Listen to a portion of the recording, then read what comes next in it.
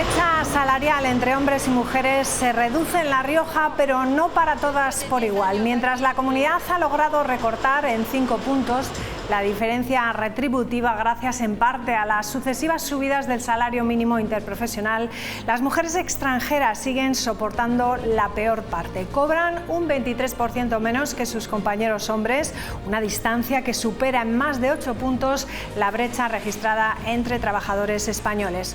UGT alerta así de una doble discriminación que mantiene a muchas mujeres migrantes atrapadas en la precariedad y en los sectores peor remunerados.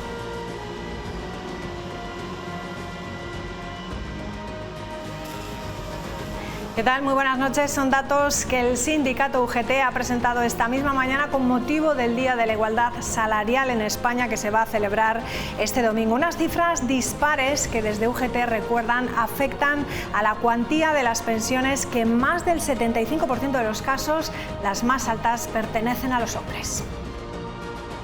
Se trata de una buena noticia porque aunque la diferencia salarial continúa siendo muy importante, en solo un año esta brecha ha disminuido en 5 puntos.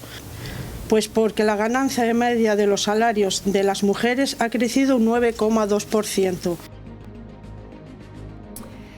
Y la izquierda española vuelve a mirarse al espejo. Esta semana Gabriel Rufián lanzaba desde Madrid un mensaje claro: menos siglas compitiendo entre sí y más unidad para frenar a Vox. El portavoz de Esquerra Republicana de Cataluña ha pedido orden y generosidad, cuestionando que tantas formaciones que comparten ideas se presenten por separado y se terminen perdiendo fuerza en las provincias pequeñas.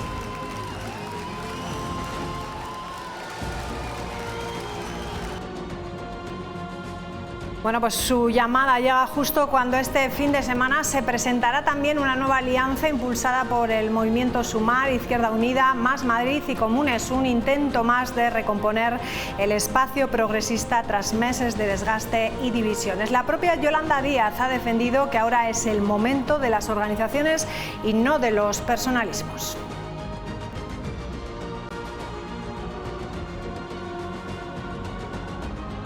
La pregunta es sencilla, aunque la respuesta no lo sea. ¿Será esta vez diferente? La izquierda sabe que dividida pierde. Lo que está por ver es si será capaz de aparcar egos y estrategias particulares para construir algo realmente común. Porque el electorado progresista empieza a cansarse de ver cómo se repite la misma historia antes de cada cita con las urnas. ¿Qué sentido tiene que 14 izquierdas defendiendo lo mismo compitamos entre nosotros para ver quién se reparte los votos de la izquierda? No tiene ningún sentido. Yo le quiero ganar provincia a provincia escaños a Vox. Podemos ha sido, es y para mí será una formación política imprescindible para la izquierda de este país. Somos quienes no se resignan a bajar los brazos y entregar el país. Somos quienes han decidido que no nos vamos a quedar sentados esperando a que lleguen tiempos mejores. Tratando de devolver la ilusión que muchos teníamos con los movimientos de izquierda que se dio hace mucho tiempo y que nos han ido defraudando con el tiempo. Unir, por supuesto, pero no echar trastos unos a otros. Es decir, yo creo que tenemos un enemigo claro, que es todos aquellos que no quieren lo público, que no apuestan por lo público, porque es lo que nos iguala. Bueno, pues hablaremos de ello en la tertulia en los próximos minutos, pero antes hablaremos también de Proyecto Hombre, La Rioja, que abre una nueva etapa. Tras casi 14 años al frente, David García cede el testigo ahora a José Ignacio Macías, hasta ahora terapeuta de la entidad y con una amplia trayectoria en intervención con colectivos vulnerables. Un relevo que se plantea como una transición natural porque García no se desvincula para asumir ahora la presidencia de Cáritas, mientras Macías toma las riendas con un objetivo claro: reforzar la intervención temprana y romper el estigma que todavía rodea a las adicciones.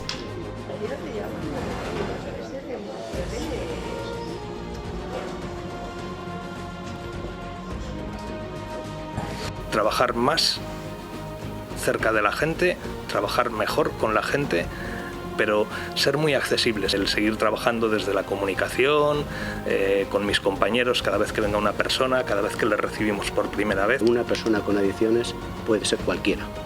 Y eso fue muy importante porque a raíz de ahí muchas personas más decidieron acudir a Proyecto Hombre. Mi vida no es la misma antes de empezar a trabajar en Proyecto y después de trabajar en Proyecto. Transforma la vida de las personas y nos hace ser mejor personas. Damos la bienvenida ya a José Ignacio Macías. ¿Qué tal? Muy buenas noches. Muy buenas noches, María. Bueno, enhorabuena por esta nueva etapa en su vida. ¿Cómo llega usted a Proyecto Hombre y qué ha supuesto para usted? Porque estábamos escuchando a David García que para él ha sido un cambio importantísimo. Pues sí, yo llevo 30 años ya trabajando en ONGs, en atención a las personas. Y bueno, pues yo creo que he ido avanzando en cada movimiento que he hecho en mi vida laboral, un poquito más en profundizar y saber mejor cómo acompañar y cómo ayudar a las personas.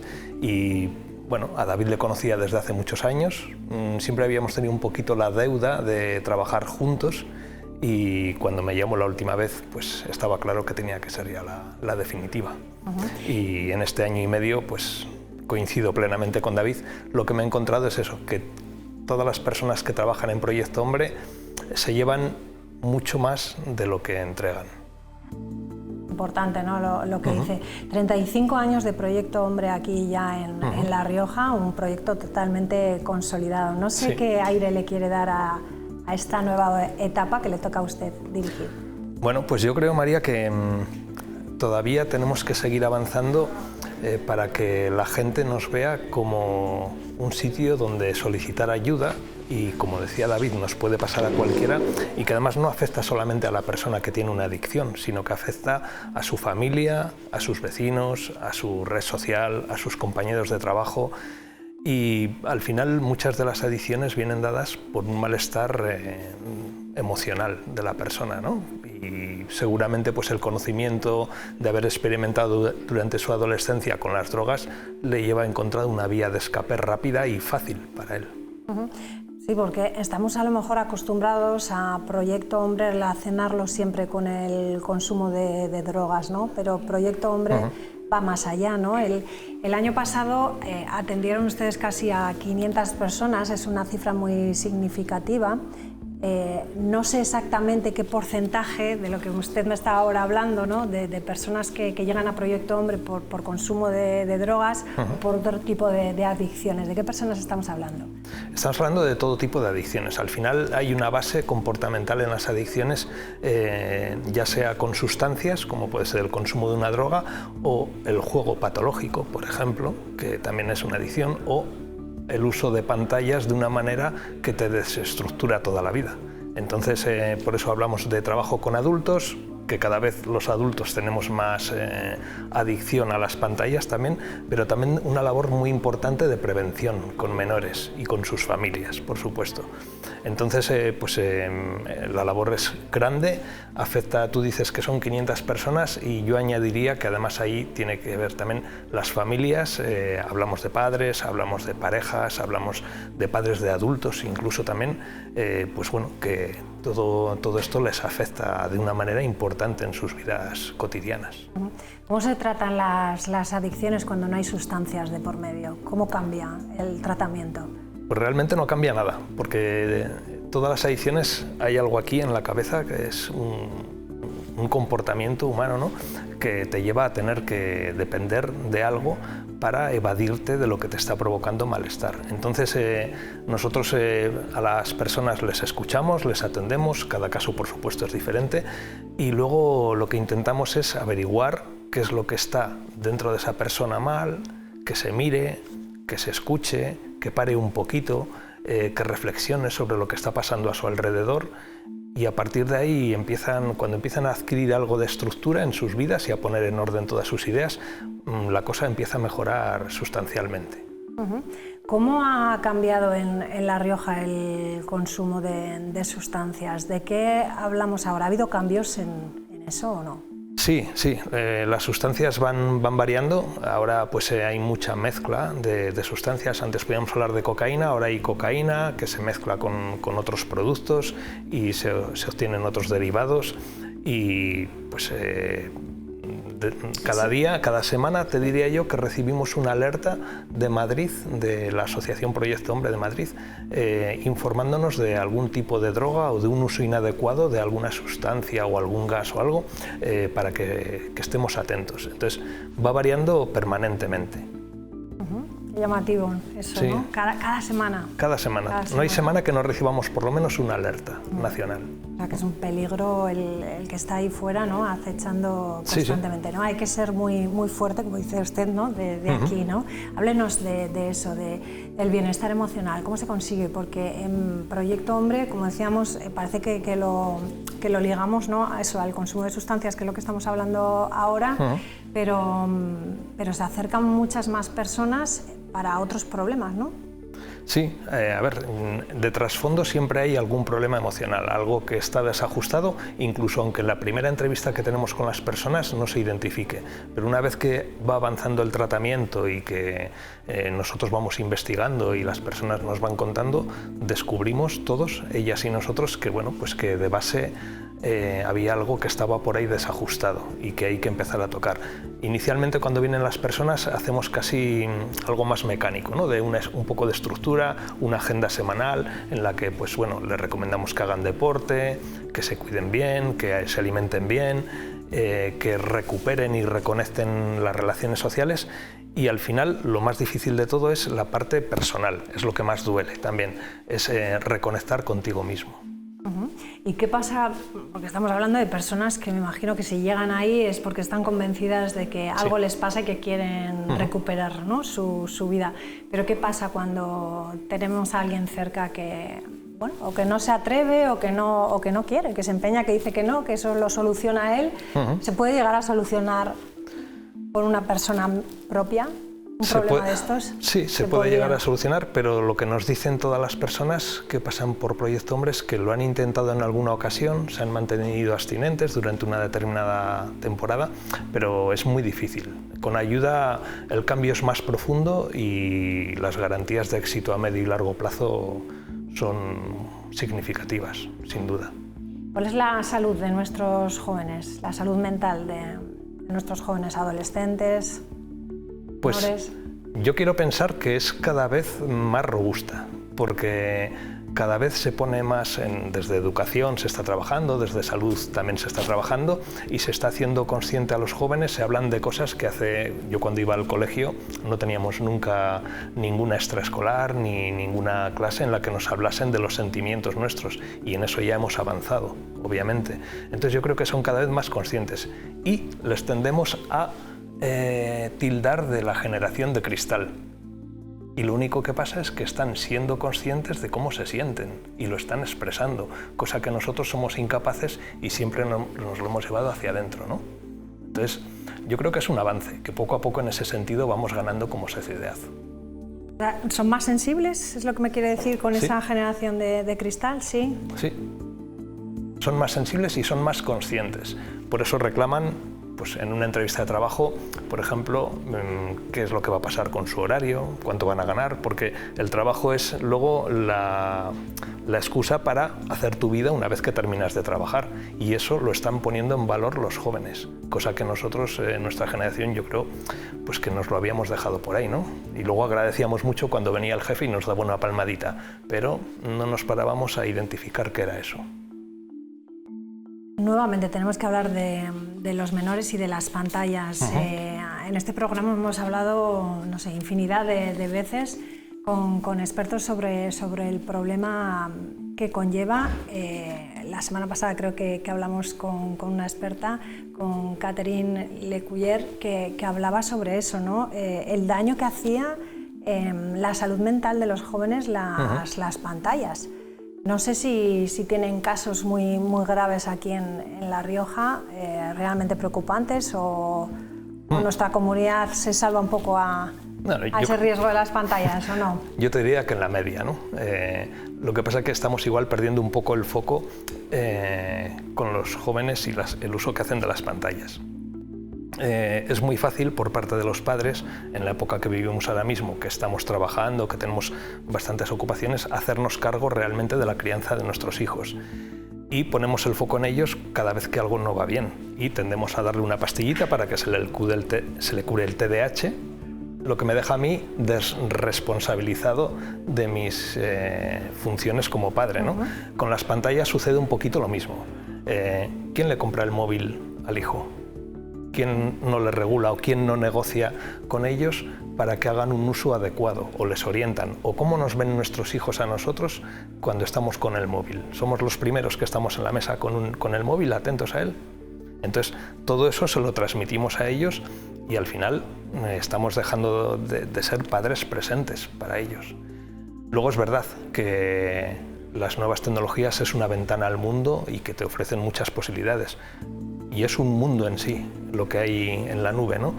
Un mundo desregulado y que también yo creo que merece por parte de las autoridades, tanto europeas como nacionales, que vayan poniendo un poquito orden en todo esto para, por ejemplo, en los institutos, que tengan la autoridad suficiente para decidir si entran con móvil o no entran con móvil, pero porque hay una ley que les ampara.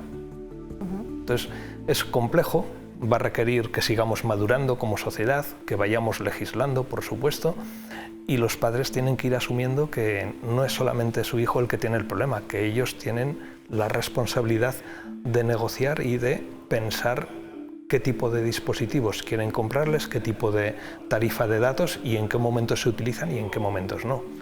Tenemos también muchas familias que tienen un solo hijo, lo que provoca que estén más solos. Igual los padres tienen que buscar actividades donde estén en compañía de otros iguales. Hablamos siempre de menores, pero adultos hay que sean adictos a las pantallas, porque yo más de uno he oído que, bueno, yo estoy, que le doy también, ¿no? Le das aquí a pasar la página y estás horas y horas. Sí. Lo reconocemos más fácilmente porque siempre es más fácil decir, no, mi hijo o mi hija está enganchado al móvil, lo tengo clarísimo, pero ¿y los adultos? Pues mira, sí, el otro día me decía una compañera de trabajo de menores de Proyecto Hombre que les vino una familia porque pensaban que el comportamiento que tenía su hijo en el colegio, que era disruptivo, se portaba mal, no sacaba buenas notas, que se podía deber al uso que hacía de las pantallas. Todos los móviles hay una aplicación que se llama Bienestar Digital, en el que tú puedes ver cuánto tiempo has estado utilizando el móvil y en qué aplicaciones. Y le dijeron que hicieran el ejercicio de revisar el propio móvil de los padres y el de la hija, y consumían más los padres que la hija. Entonces, yo creo que hay que poner un poquito pensar en esto y poner un poquito de orden para ajustar lo que hacemos. José Ignacio, su primer proyecto así en mente, tenemos que terminar, pero ¿cuál le gustaría empezar a trabajar o a incidir más? Porque bueno, el proyecto, como hemos hablado, está consolidado, hay muchísimos profesionales que lo llevan a cabo y que el éxito es de todos ellos a lo largo de todos estos años, pero bueno, no sé, algo que usted diga, hay que meter la mano por aquí, hay que incidir. Aquí en La Rioja yo creo que hay que deslocalizar los servicios de Logroño. Evidentemente creo que todos conocemos, ¿no?, las zonas que hay de riesgo aquí, y ahora mismo nosotros tenemos claro que hay mucha gente que no acude a Logroño a nuestros tratamientos porque le resulta materialmente imposible, ya sea por tiempo y conciliación de vida familiar, laboral, por dinero, por tener que desplazarse hasta aquí, o por muchas razones que les estamos impidiendo. Por eso el otro día hablaba de la accesibilidad a los servicios. Los servicios tienen que ser de proximidad a la ciudadanía. Hay que ponérselo fácil. Ya les cuesta mucho a las personas con adicciones venir a pedir ayuda como para encima no facilitarles el acceso a estos servicios. Pues es un buen proyecto, empezar a hacerlo más accesible. Sí. Muchísimas gracias, José Ignacio Macías, director de Proyecto Hombre aquí en La Rioja. Muchísima suerte y nos veremos seguro que sí, en Punto de Encuentro, y si no en esas ruedas de prensa que ustedes de vez en cuando pues dan detalle de todo lo que están haciendo y en lo que trabajan. Muchísimas gracias, buenas noches. A ti, María, buenas noches. Gracias. Hacemos una pausa y regresamos enseguida con la tertulia. Hasta ahora. Quédate. No, me quedo. Sí.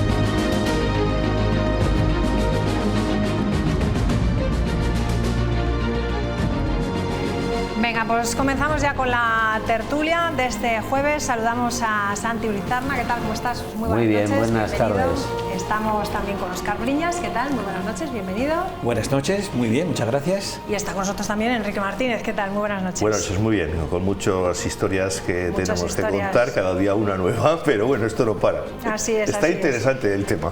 Bueno, vamos a empezar con una buena noticia. Vamos a hablar de la brecha salarial, que se ha reducido aquí en la comunidad 5 puntos gracias en parte a la subida del salario mínimo. Una brecha que afecta más a las mujeres extranjeras, a los jóvenes y a los mayores de 55 años. Y es que se nota más en las empresas pequeñas. Una situación que desde UGT recuerdan afecta también a la cuantía de las pensiones. Las más altas pertenecen en más del 75% de los casos a los hombres. Datos que el sindicato ha presentado con motivo del Día de la Igualdad Salarial que se celebra este domingo.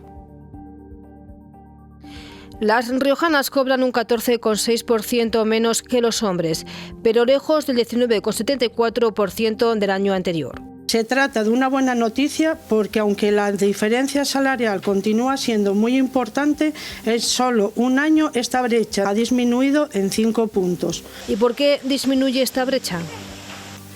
Pues porque la ganancia media de los salarios de las mujeres ha crecido un 9,2%. La reciente firma el lunes pasado del aumento del salario mínimo interprofesional afecta muy especialmente a las mujeres. Una brecha que afecta más a las mujeres en los contratos indefinidos. Hasta el 17,59%. Que optan en su mayoría por jornadas parciales. Esta se reduce un 13,1%, pero una vez más en detrimento de las mujeres. Una brecha que castiga más a las mujeres extranjeras. Es del 23%, 8,06 puntos porcentuales por encima de la brecha salarial entre trabajadores de nacionalidad española. Soportan una doble discriminación salarial, cronificando aún más su situación en sectores escasamente cualificados y ampliamente precarizados. Y también por edad. A mayor edad, mayor brecha salarial. Todo esto también influye en el cobro de las pensiones. Las más altas corresponden en su mayoría a los hombres. El 70% de las pensiones de cuantías inferiores a 1.000 euros las cobran las mujeres. Al llegar a las pensiones más altas, a partir de 2.500 euros, el 76% de los perceptores son hombres. Para reducir esta brecha, UGT pide que se potencien los planes de igualdad con auditorías retributivas y estrategias de cuidado, ya que un 93% de las mujeres se encargan de los cuidados de sus mayores o hijos, frente a un 6% de hombres. ¿Cuántas veces hemos hablado de esos planes de igualdad, ¿no? en las empresas que deben de funcionar? Santi, empiezo contigo. Buenas noticias, ¿no? Porque sí. Son 5 puntos menos, a pesar de esos datos que nos daba nuestra compañera Lourdes, de un 17% en contratos indefinidos, es la diferencia entre hombres y mujeres, y hasta un 23% cuando hablamos de mujeres extranjeras. Pues hombre, hay que reconocer los avances en el ámbito de igualdad, pero aún así yo creo que yo me revelo a que nos quedemos satisfechos con esto. Yo creo que hay que seguir avanzando y que los mensajes que a veces se oyen desde algunas partes de nuestra sociedad de que bueno, pues que le quitan valor a las reclamaciones del movimiento feminista, vamos, yo creo que están fuera de lugar. Está preparando un poco la tertulia, viendo, es decir, por qué se da esa situación de una menor cuantía de las pensiones de las jubiladas sobre los jubilados. Es decir, claro, si un 22% de trabajadoras a tiempo parcial respecto a un 7% solamente entre los trabajadores hombres, es decir, eso tiene un impacto en las largas carreras profesionales en contratos parciales. Claro, la cotización es muchísimo menor y por lo tanto cuando lleguen a la jubilación la jubilación va a ser más baja, y luego hay que reconocer nuestras madres, ¿no? O nuestras abuelas, que muchas veces a las únicas pensiones, como nunca han tenido cotización, o incluso en el medio rural, ¿no? de nuestra comunidad autónoma, las trabajadoras rurales muchas veces no cotizaban, aunque seguían trabajando en el campo, y solamente ahora mismo pueden estar cobrando una pensión no contributiva, con lo cual eso hace que la media de las pensiones de las jubiladas en nuestra comunidad autónoma y en el conjunto del Estado sean muchísimo menores. O sea que es muy importante cambiar, seguir avanzando en cambiar la forma de ver el mercado laboral y fomentar la igualdad entre hombres, entre trabajadoras y trabajadores. Lo que ocurre es que este estudio lo que no dice es que con el mismo puesto de trabajo hay una diferencia salarial. No es lo que aborda este estudio, sino que lo que aborda es que entre hombres y mujeres los hombres cobran más, tienen puestos de mayor remuneración. La parte correctora de ese 5%, UGT decía que podía ser el aumento del salario mínimo interprofesional. Al final, las mujeres están más precarizadas en el mundo laboral, por lo cual tienen menos salarios, con lo cual hay un porcentaje mayor de mujeres que de hombres que están en ese límite inferior del sueldo y por lo tanto les ha aumentado el sueldo por el aumento del salario mínimo interprofesional. Y luego ver también que, la diferencia es mucho mayor en mujeres y hombres de mayores de 55 años, pero en cambio es mucho menor en la franja de entre 25 y 34 años, que creo que era una diferencia de un 7 y pico %, con lo cual no solamente se ve esa reducción del 5%, sino que además en franjas más jóvenes la diferencia es menor, pero sigue habiendo diferencia, ¿no? Y en eso se tiene que evolucionar y, como decías, bueno, luego obviamente en las pensiones pues es algo similar. Yo estoy de acuerdo con vosotros dos, pero yo creo que el problema está en el salario mínimo interprofesional, que es muy bajo. Yo, para mí, y me fijo en otros países de Europa, yo creo que de 1.200 euros que se ganaba, que lo suben a 2.221, ¿y qué? Con 21 euros, una familia con 2 hijos, la cesta de la compra, el piso, ¿qué es lo que puede hacer? Porque va a seguir siendo pobre con estos 20 euros. Yo creo que se tienen que sentar todas las fuerzas sociales, no solamente los sindicatos con el gobierno, los sindicatos, el gobierno y los empresarios. Porque, que si yo sepa ahora, solo se han sentado los sindicatos con sus amigos, con los amigos. El parte del gobierno, que no gobierna, con sus amigos. Y digo lo contrario, tienen que ser los sindicatos. Con los empresarios, ¿por qué? Por lo siguiente. En las multinacionales, que son todos son pymes, el 99,80% de las empresas de este país son pymes. Multinacionales es la diferencia. Las multinacionales no tienen problema, tienen los sueldos muchísimo más elevados y el salario mínimo interprofesional a una multinacional le dice, ¿qué me estás contando? ¿No? Pero a una pyme sí. Y lo que tienen que intentar es que este salario de 1.221, que me parece pobre, me parece en riesgo de pobreza, debería de ser muchísimo mayor. Yo no quiero decir la cifra, pero debería de ser muchísimo mayor. ¿Tú crees que Podemos ha planteado 1.800 euros. ¿Quién? Podemos. Pues sí, pues me parece, mira, con 1.800 euros, pues más o menos, pues se podría vivir. Que hay que intentar, primero, productividad, porque claro, para pagar 1.800 euros la pyme... Pero es lo que dicen, que el problema en España es que somos menos productivos, o por lo menos... Bueno, pero escucha, pero escucha, pero vamos a sentarnos, vamos a ver por qué todos los días faltan al trabajo 1.400.000 personas, todos los días, esas bajas que no se siguen, que yo siempre he dicho que había que, igual que inspectores de Hacienda, tenía que haber inspectores en ese sentido de la gente que falta trabajar, que les dejarían a las mutuas dar altas. Porque mira, a mí, yo que me he dedicado a este tema en una multinacional, cuando tenía bajas, controlábamos las bajas, que ya hablaremos del policía, lo de la baja, y decíamos, a ver, ¿quién ha faltado? Este. Y hablábamos con los médicos del trabajo, y a ver, ¿este señor qué pasa? Depresión. Pero bueno, y no hay... Dice, es que la depresión es muy difícil de evaluar, porque una persona dice, ¿qué tal estás? Y dice, no duermo, veo fantasmas, veo peces de colores, y dile que le tienes que seguir dando la baja. A otro les aprietas la mano y te duele, sí, ay. Tampoco le puedes dar el alta. Entonces, había que intentar en que ese 1.400.000 de bajas diarias no fueran. Habría que intentar la productividad. Había que hablar todos, pero seriamente, no un paripé de 20 euros más. ¿Qué hace una familia de 1.200 a 1.200? Pero vamos a ver, tú no puedes pretender... Sí, bueno, pero y mira que ha subido el salario mínimo interprofesional. Pero poco. No, bueno, en los últimos años ha subido un 60%. Mira, pero espera un momento. Esos que han aprobado el salario, dales 1.220 euros al mes. Y los que lo han aprobado, a los que viven con eso, dales los 7.000 o 8.000 que ganan. Pues y al mes siguiente haces una encuesta, oye, ¿qué tal? Joder, pero si no me ha llegado ni para el día 15 ya no tengo dinero. Los empresarios nos han querido sentar porque no querían que se aumentara. No les han llamado.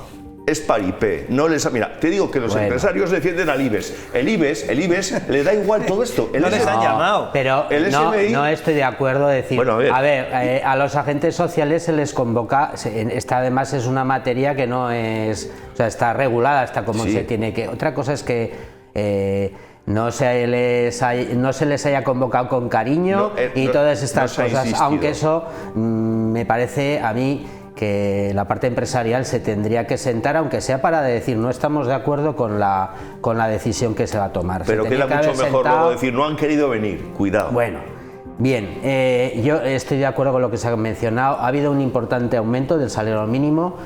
La propuesta que tú decías, lo de los 1.800, yo os voy a dar claro, yo trabajo en un ámbito, en un sector totalmente feminizado. Yo soy una excepción en mi profesión y en las profesiones del ámbito de los cuidados, pero cuando se habla de llegar a un salario de 1.800 euros, que nos parece un salario mínimo, me parece bien. Es el salario base de muchos de los profesionales y de las profesionales sobre todo que tienen una graduación universitaria y ese es su salario base. Es decir, normal que luego pase esto, la brecha salarial que estamos hablando, es decir, un importante sector como puede ser de los servicios sociales, el de los cuidados, pues está francamente minusvalorado desde el punto de vista económico, y el sector ahora mismo de residencias de personas mayores sigue desde el año 2020 sin contar con un convenio, Entonces, por eso es muy importante los convenios. Y no obstante, puedes tener como objetivo 1.800 euros, pero la subida del salario mínimo interprofesional tendrá que ser gradual y progresiva, porque no pensando en las multinacionales, sino en autónomos y pymes, tener que subir un 50% los sueldos, las retribuciones, es inviable para la viabilidad de muchas de esas empresas. Yo no digo que sea de hoy para mañana. Yo digo que con las pymes había que hablar, había que ayudar, había que subvencionar, porque estamos recibiendo más fondos europeos que nunca y a mí los 1.221 me siguen quedando pequeños para tal y como está la vida. Tú vete a la compra, a la bolsa de la compra. Está claro, pero si nadie te lleva a la contraria, pero escucha, de repente vamos a poner 1.800, es inviable. Escucha, que no digo que sea para mañana, digo que hay que planteárselo. Es que se vive muy bien los de 7.000, los de 6.000, los de 5.000, pero que esa gente con 2 hijos con 1.200 euros y si trabajan los dos 2.400 las pasan muy mal. Y tenemos a un 25% de riojanos en riesgo de pobreza y tenemos que acabar, como sea, con el dinero, con subvenciones, con lo que quieras. Las multinacionales no tienen problema. Como ha dicho muy bien Santiago, es el sueldo mínimo de un profesional, de un ingeniero o de un administrativo de una multinacional, es muchísimo más. Pero también hay multinacionales o empresas grandes que se dedican a prestar servicios básicos, ya puede ser limpieza, guardería, que entiendo que no pasarán del salario mínimo. Sí pasan, sí. Has llegado a mi tema. Yo he tenido profesionales de la limpieza en una multinacional. Limpieza viaria, que no voy a llamar barrenderos, limpieza viaria, y ganaban bastante más que el SMI. ¿Y cómo estaba el SMI en ese momento? Que ganaban más. ¿Pero que cómo estaba? Porque teníamos convenio. Teníamos convenio. Claro, pero es que estaba a 600, pero es que igual ahora no, tal y como está el SMI. Pero que lo que ha dicho... el problema son los convenios colectivos. Si lo ha dicho Santiago, de mi amigo Santiago, que le mando recuerdo a tu padre, si me ve... Ha dicho, los convenios es lo que está faltando en este país. Con un convenio colectivo, perdona, la empresa X, la empresa Y, este es el convenio. Las multinacionales tienen sus convenios muy por encima del SMI. Y si hacen horas extras, también las ganan muy por encima de. Entonces ahí no hay problema. Hay que intentar que las pymes, no me digas cómo, yo digo que hay que atajar ese problema. Una limpiadora de hogar o una limpiadora de un hospital o de lo que tú quieras gane por encima de 1.700, 1.800 euros. Permíteme que dude que ahora mismo... Vete a Suiza, ¿qué está pasando? Que ahora mismo haya en servicios de limpieza, de guarderías que se quejaban que son empresas nacionales o internacionales, estén por encima del SMI. Las multinacionales... Igual cuando estaba a 600 euros, sí, ahora no. Con convenio colectivo no hay ningún problema, porque eso va por encima del salario. Yo te digo que dudo mucho de lo que estás diciendo. Además, defendiendo el tema. Y no obstante, te has ido al tema que tú has querido. O sea, aquí diriges el debate porque estamos hablando de la brecha salarial y hemos terminado hablando de otras cuestiones. Pero esto, ¿sabes por qué nos ha pasado? Porque somos todos hombres y solamente la compañera, que es la que puede meter menos baza porque dirige la tertulia. Yo creo que hemos elegido hoy mal la mesa. Tenía que haber habido alguna trabajadora. Desde aquí hago llamamiento para que vengan mujeres a este programa. Y quería volver a la brecha salarial porque sí que hay una cuestión en la que también hay brecha en esto, en ese estudio se ve muy bien, y es que en lo que son complementos de disponibilidad, nocturnidad, la diferencia entre hombres y mujeres a favor de los hombres es del 72%, y ahí lo que se penaliza a la mujer es que sigue teniendo esos roles de cargas familiares y de cuidado de tanto de niños como de ancianos. Es decir, que esa sociedad en la que sigue siendo machista, por mucho que estemos corrigiendo, pero seguimos con bastantes cosas machistas, también penaliza a la hora de cobrar esos suplementos, esos complementos que obviamente hacen que el sueldo sea mayor. A mí estas cantidades me parecen irrisorias, por lo cual me parece que la brecha sigue estando o cada vez mayor. Bueno, la brecha sigue. Para mí sí, para mí sí. Vamos a ver si conseguimos. Bueno, se van haciendo pequeños avances, que es lo importante. Muy pequeños, ¿verdad, Santiago? Pero hay que seguir protestando. Hay que seguir. Digo yo, luchando. Hay que pedir. Venga, vamos con otro asunto. El Partido Socialista sigue denunciando el proceso de la adjudicación de las viviendas de protección oficial aquí en Logroño. Ahora critica que los colectivos vulnerables como víctimas de violencia de género, familias numerosas o personas con discapacidad se han podido quedar fuera de esas adjudicaciones. Más grave en este último caso porque la ley marca, y es lo que ellos recalcan, que el 4% de esas promociones deben estar reservadas para ellas. La portavoz del Ayuntamiento insistía ayer. Cumplían todos los requisitos para ser adjudicatarios de vivienda de protección oficial y posteriormente había una fiscalización por parte de la Consejería de Vivienda. Pero el PSOE sigue denunciando el proceso de adjudicación de las 104 viviendas de protección oficial de iniciativa privada en Logroño. El piso se lo lleva el más rápido o el que más contactos tiene. Eso es así. En el caso de las personas con discapacidad se podría estar incumpliendo la ley nacional. Si la promotora vende los pisos a las primeras 50 personas de su lista, es puro azar, ¿no?, que entre ellas haya una persona con discapacidad. Y si no las hay, el cupo legal del 4% se pierde.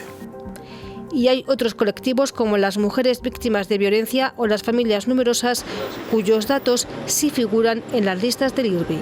¿Qué impide una persona soltera simplemente porque madrugó más, se enteró, tuvo contactos, compre un piso de 4 habitaciones reservado para familias que lo necesitan, como son las familias numerosas? El método utilizado, denuncian los socialistas, es una trampa. Que el IRBI y ese registro se va a utilizar para, una vez que se haya hecho la adjudicación, contrastar que cumplen los requisitos. Claro, cuando se utiliza solo al final, pues consideramos que eso no es como se tiene que hacer y que eso es una trampa.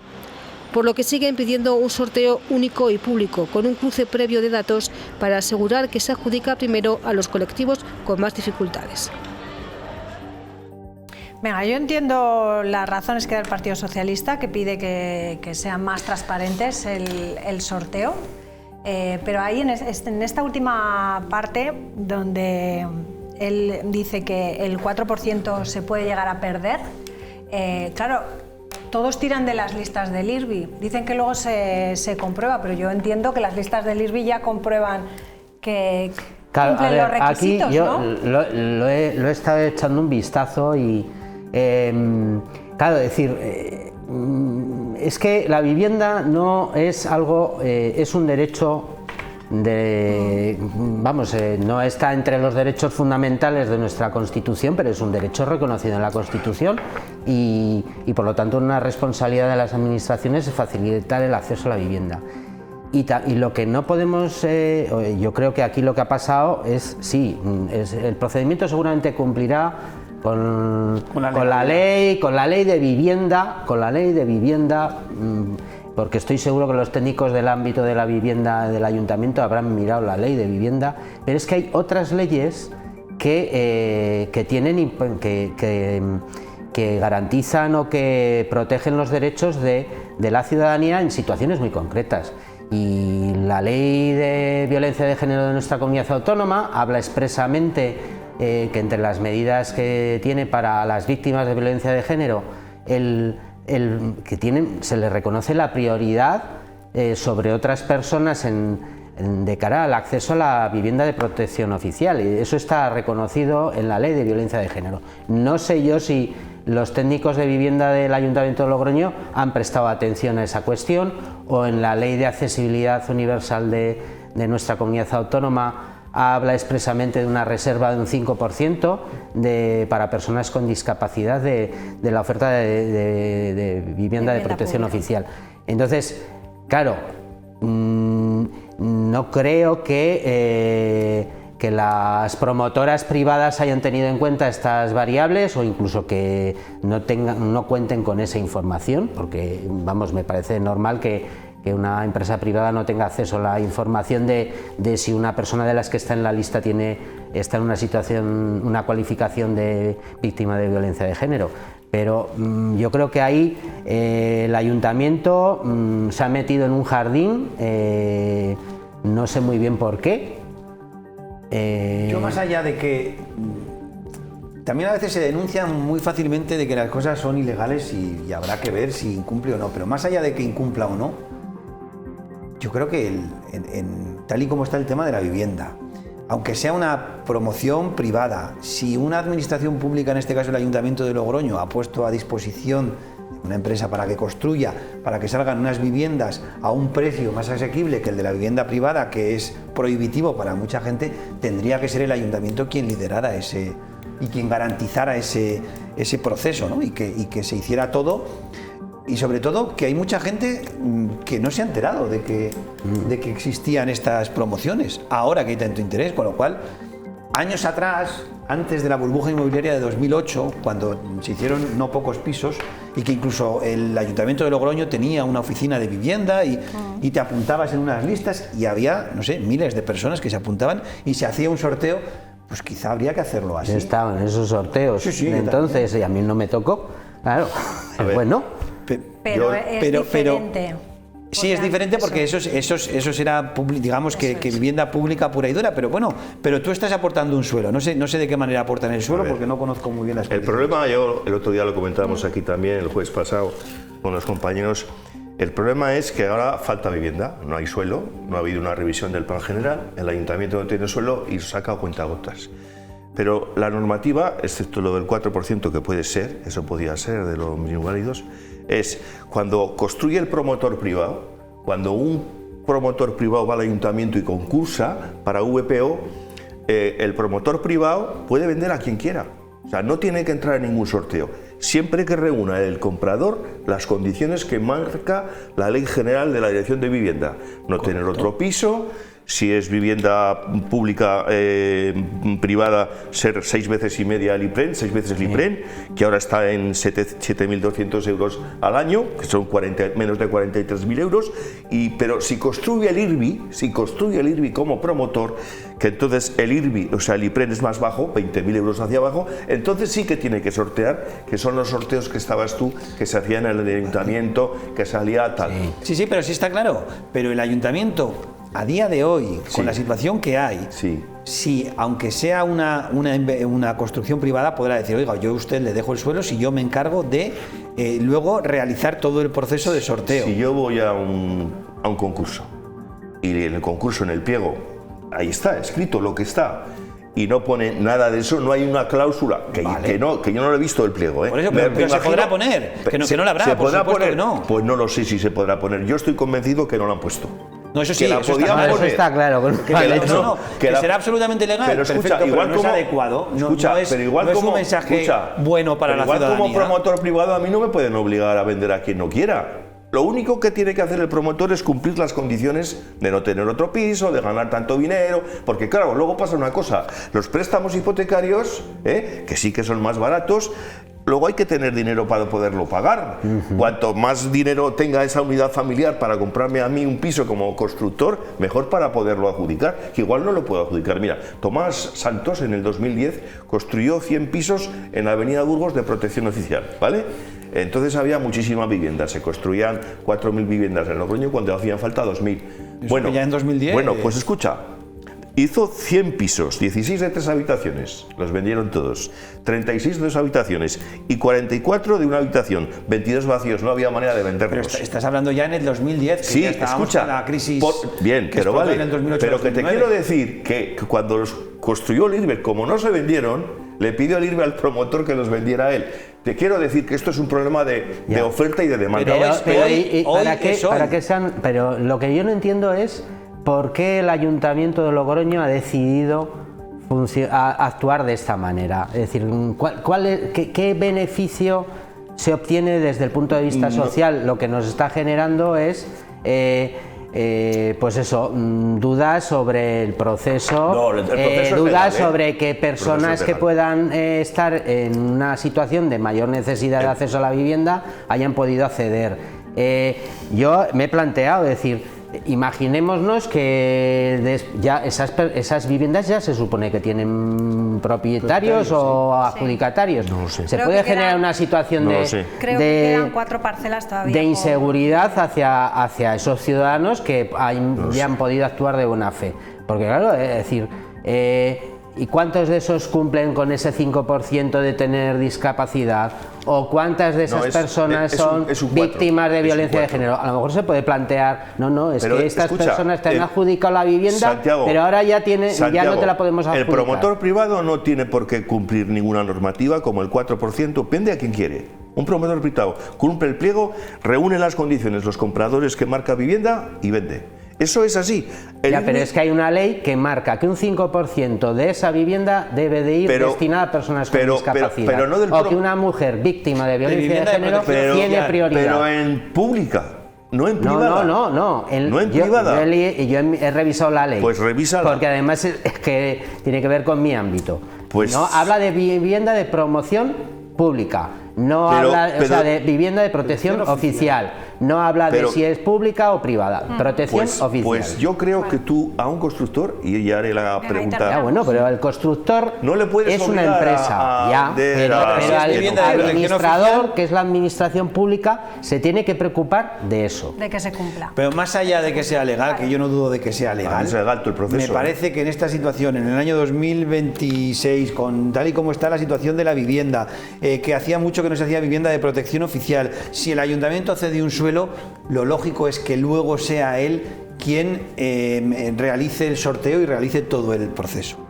Porque si no, se genera una polémica como la que se está generando. Igual, a ver, que yo no te digo ni que no ni que sí. Cambiamos de asunto, si no nos va a dar tiempo, porque vamos a empezar a hablar de lo mismo, ¿no? Sí.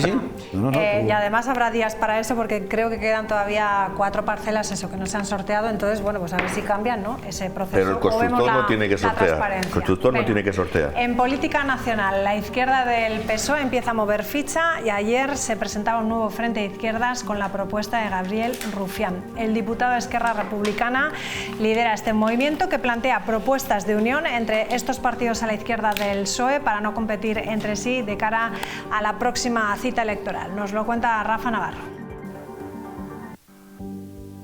¿Qué tal, María? Sí, la izquierda del Partido Socialista quiere prepararse para cuando toque volver a las urnas y empiezan a surgir ya movimientos y propuestas. Ayer por la tarde en la sala Galileo Galilei, Gabriel Rufián de Esquerra Republicana y Emilio Delgado de Más Madrid lanzaban su frente común de las izquierdas con planteamientos como, por ejemplo, que los diferentes partidos de izquierdas, hasta 14, habló Gabriel Rufián, renuncien a competir entre sí y se repartan las provincias en función de su arraigo territorial para que solo se presente una e intentarle robar escaños a Vox. Llama la atención que el propio líder de Esquerra, Oriol Junqueras, descarta esta idea, por ejemplo, para Cataluña, y también se niegan otras formaciones como Bildu, BNG y Podemos, que ayer no mandó ninguna representación a esta presentación de este frente de izquierdas. Marcan también distancian otras formaciones como Izquierda Unida, Sumar o Más Madrid, que lanzarán su propio frente de izquierdas el próximo sábado. No se ha pronunciado, hoy se ha caído de un acto que tenían de Sumar tanto Yolanda Díaz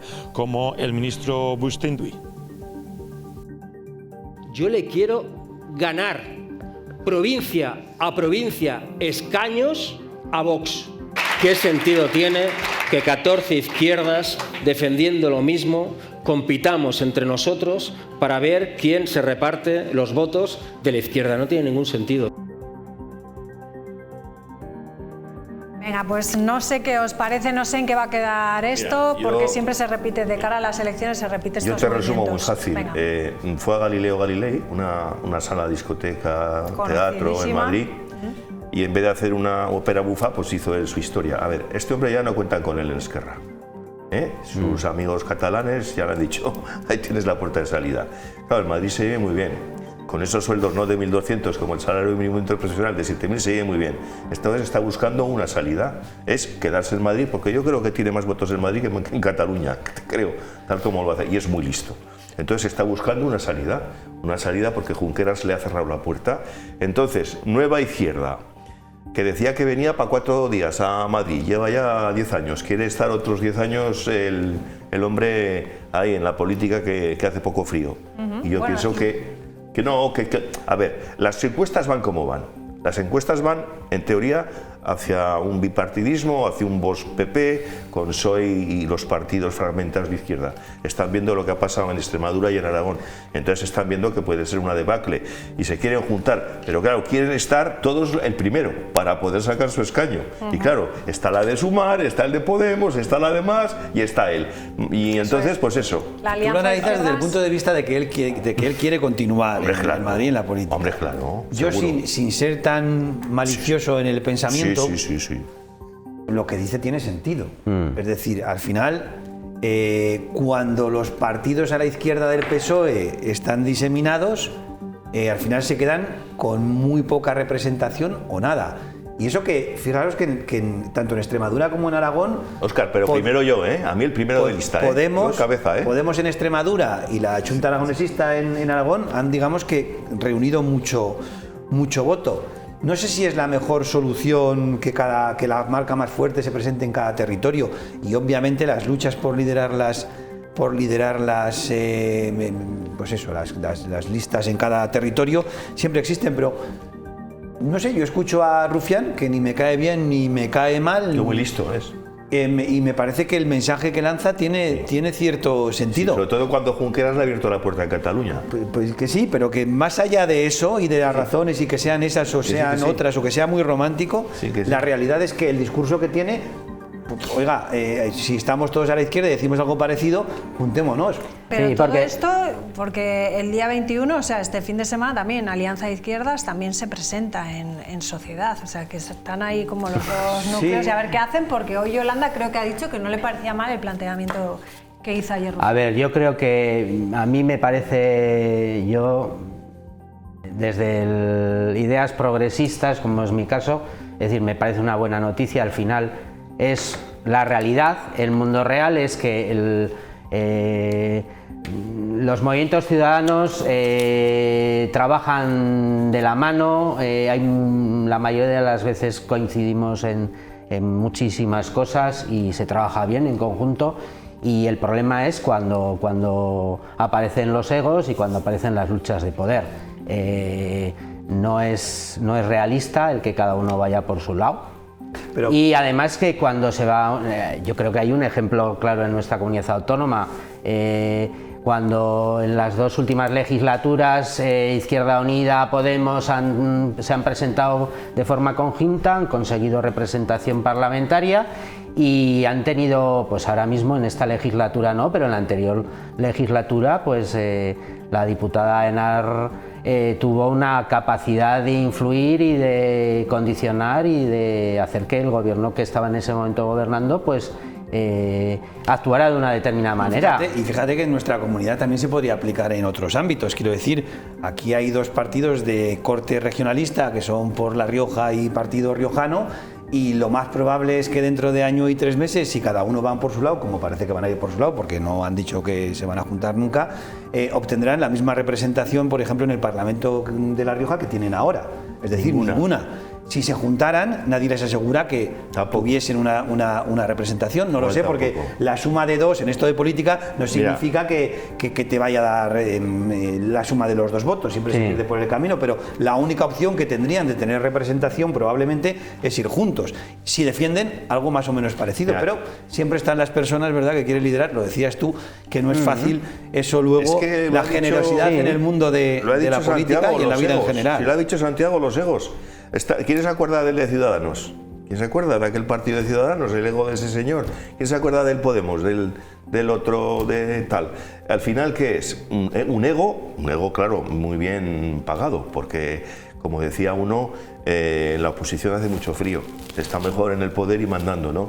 Entonces, yo creo que al final es una huida para adelante a ver quién se queda el primero, porque a mí sí me dice este hombre, no, voy de apoyo, me voy a poner en la lista de apoyo el último de la lista, o por la mitad, pero todos querrán ser cabeza de ratón o lo que fuera o fuese, ¿no? Bueno, por eso, ese es el noble arte de la negociación, ¿no? Sí, por eso te digo que al final estamos dirigidos, que no es como antes cuando estábamos tu padre y yo en el Ciudadano, en el CDS.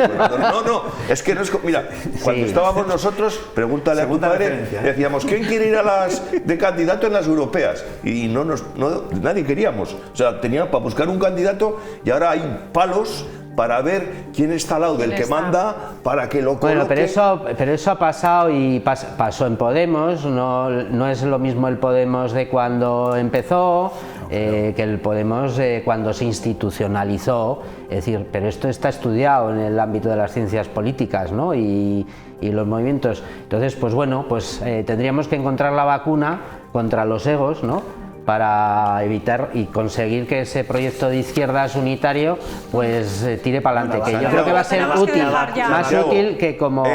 mandato 8 años, 8 años y a casa, que tengan otro trabajo después. Que muchas veces funcionan por el dedo. Ha tendido la mano a Podemos, ha dicho que Podemos es necesario y que sí, pero yo primero. Ya veremos.